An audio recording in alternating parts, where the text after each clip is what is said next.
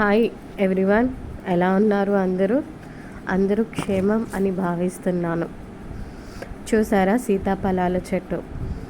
యాక్చువల్గా అయితే వరలక్ష్మి వ్రతానికి ముందు రోజే సీతాఫళ్ళు బజార్లో కనిపిస్తాయి.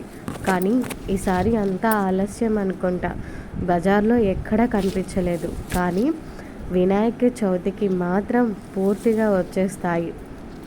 అందులో మార్కెట్లో వాటి ధర కూడా ఎక్కువగానే కనిపిస్తుంది.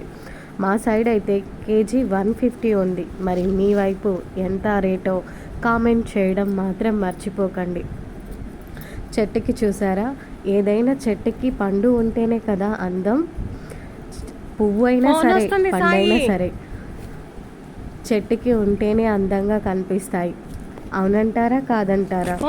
కానీ ఇక్కడ ఇంకా పళ్ళు రాలేదు కాబట్టి నేను మార్కెట్ నుంచి పళ్ళు తీసుకొని వచ్చాను.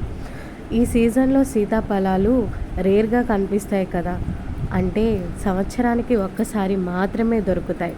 కాబట్టి తప్పకుండా ప్రతి ఒక్కరూ టేస్ట్ చేయాలి అనుకుంటారు. అందరికీ ఇష్టమైన ఫ్రూట్ కూడా. కానీ నేను తీసుకుని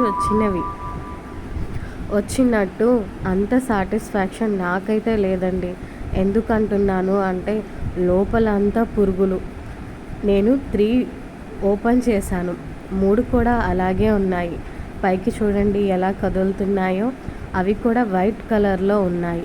అలాంటప్పుడు ఎలా తినగలుగుతాం అనిపించింది.